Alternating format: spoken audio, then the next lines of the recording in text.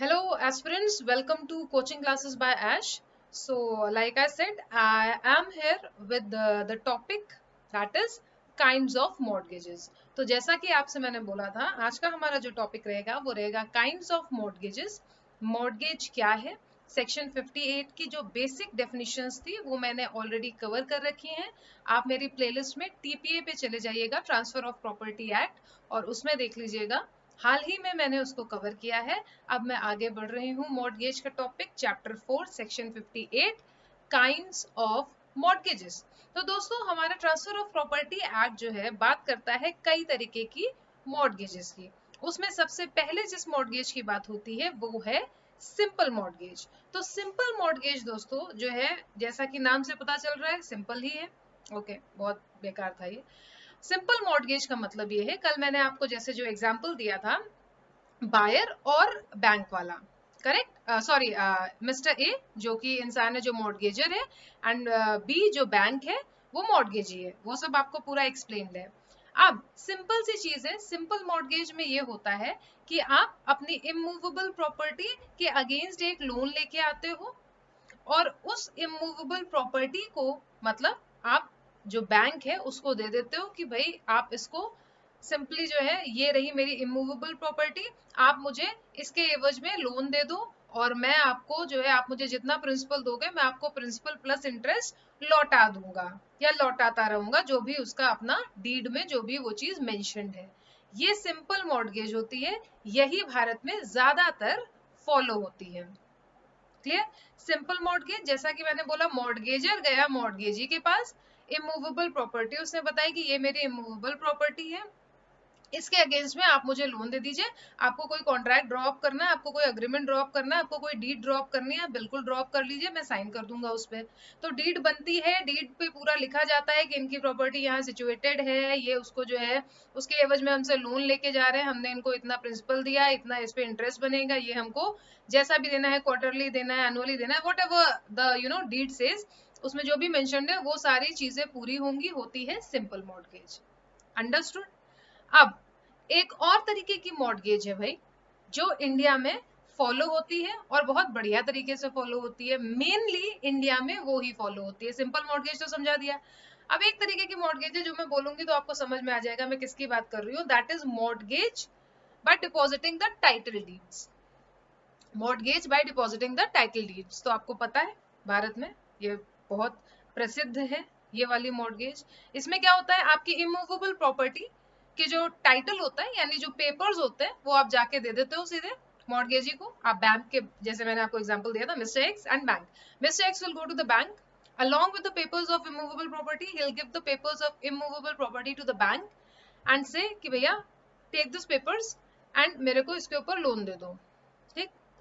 और जैसे ही when I'll be able to repay you, then the property is mine, you have your money, we both are happy.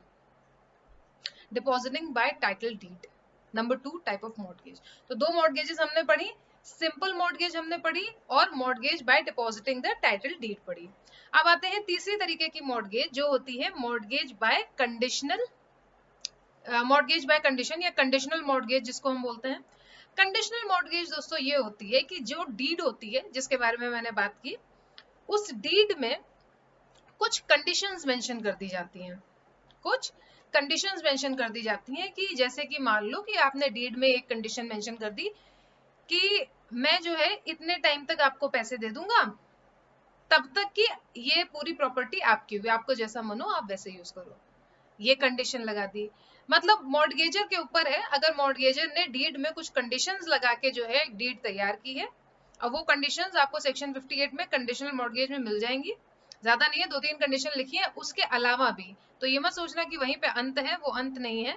उसके अलावा भी जो mortgagor legally, जो ऐसा ना हो कोई भी इलीगल फालतू की चीज उसमें मेंशन कर दी हो, ऐसी चीज जो वैध है उसको वो उसमें मेंशन कर सकता है. और मेंशन करने के साथ साथ मॉर्गेजी अगर उस चीज पे राजी हो जाएगा तो फिर वो हो जाएगी conditional mortgage.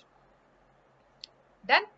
Simple mortgage, mortgage by depositing the title deeds, and conditional mortgage. Clear? Now, coming to our next mortgage, that is usufructuary mortgage or usufructuary mortgage, whatever you want to call it, it is upon your discretion. If you want to call it usufructuary or if you want to call it usufructuary, that is totally upon you. So basically इस type की mortgage में क्या होता है, इस type की mortgage में ये होता है कि पोजेशन जो है वो कंप्लीटली मॉर्गेजी के पास चला जाता है। जैसे सिंपल मॉर्गेज में क्या था, सिंपल मॉर्गेज में ओनरशिप और पोजेशन दोनों किसके पास थे, मिस्टर एक्स के पास थे, मॉर्गेजर के पास थे, करेक्ट। कंडीशनल सेल में क्या है, इफ यू मेंशन इट कि भाई I am transferring you the possession, okay ठीक। डिपोजिशन बाय टाइटल डीड्स में क्या है, डिपोजिशन बाय टाइटल डीड्स में ये है कि पोजेशन तो आपके पास है, ओनरशिप आप उसको दे देते हैं कि अगर आप नहीं दे पाए, इन केस आप फेल कर गए, उसमें जो टाइम लिमिट मेंशन्ड है आप नहीं दे पा रहे हैं, तो फिर आपके खिलाफ कार्यवाही हो जाएगी। उसका भी एक पूरा प्रोसीजर है जो आपको इसमें आगे बताएंगे कि 3 महीने का जो है नोटिस जाता है वगैरह वगैरह, दैट जब हम आगे कंप्लीट करेंगे तब हम उस पर आएंगे, ठीक। अब हम बात कर रहे हैं चौथी टाइप ऑफ मॉर्गेज की, जो कि है असफैक्टरी मॉर्गेज या usufructuary mortgage, like I said your description. इसमें क्या होता है दोस्तों, इसमें ये होता है कि मॉर्गेजर मॉर्गेजी को यानी मिस्टर एक्स बैंक को ओनरशिप पोजेशन दोनों ट्रांसफर कर देंगे और वो ये बोलेंगे कि आप इसमें से जितना भी पैसा मुझे देना, मतलब you transfer the whole possession to the mortgagee and then you say कि इसमें से रेंट भी जो निकल रहा है आपको अगर उससे भी वसूली करनी है, like you take like say कि I am the mortgager, you are the mortgagee, I have given you the possession of my immovable property and I say कि भाई इसमें से जो रेंट वगैरह निकल रहा है आप उससे भी पैसा काटना स्टार्ट कर दो। मतलब if you want to keep someone, if you want to rent someone, जो भी रेंट है यू टेक इट।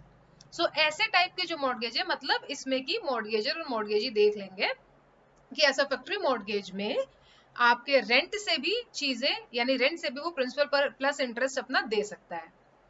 तो ये एक चीज होती है कि इसमें पूरा का पूरा पोजेशन ट्रांसफर ही हो जाता है।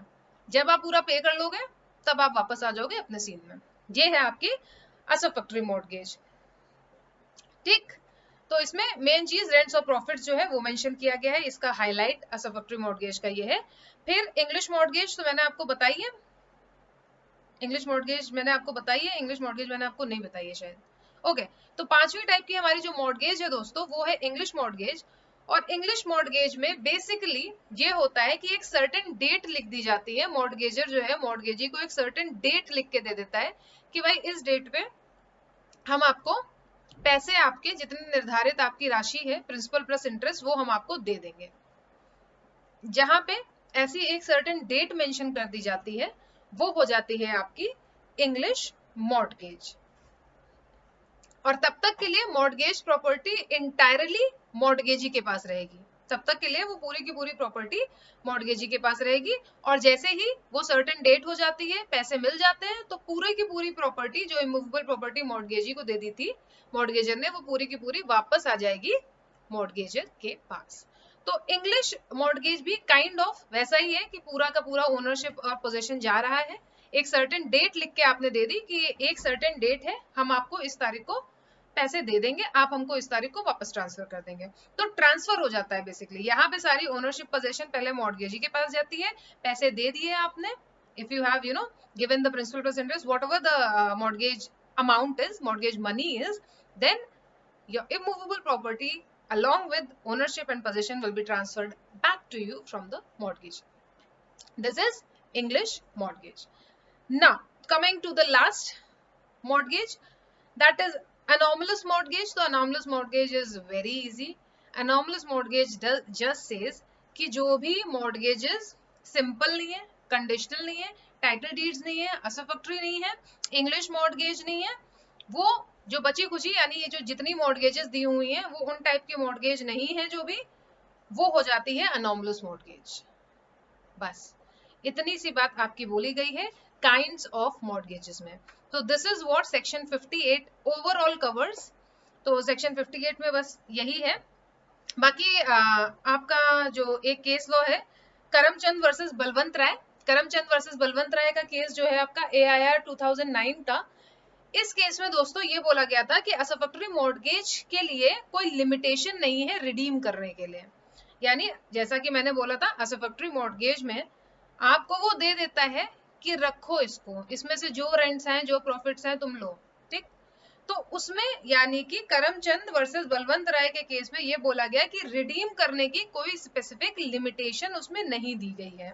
यानी प्रिंसिपल यहाँ पे ये फॉलो हो जाता है, once a mortgage always a mortgage. आप लुफ्त उठा रहे हैं, आपको पैसे मिल गए, आपने वो प्रॉपर्टी उसको दे दी, आपने कहा कि तुम रेंट्स भी लो प्रॉफिट्स भी लो, जब तक तुम्हारा मन है तुम एंजॉय करो। तो ये केस लॉ जो था वो था करमचंद वर्सेस बलवंत राय। तो ये था भाई आज का हम लोगों का topic, kinds of mortgages. I hope आप लोगों को समझ में आया हो, एंड अगर समझ में आया है तो बिल्कुल इसको लाइक करिए, अच्छे अच्छे कमेंट करिए, जो कि आपके अच्छे कमेंट्स मुझे मिलते रहते हैं। सब्सक्राइब करिए, शेयर करिए अपने दोस्तों के साथ। कोई कंफ्यूजन, कोई क्वेरी, मैं हमेशा आपके क्वेश्चंस का आंसर देती हूँ, तो अभी भी बिल्कुल दूंगी। So you can write in the comment section your comments as well as your questions. Thank you for watching and have a nice time ahead.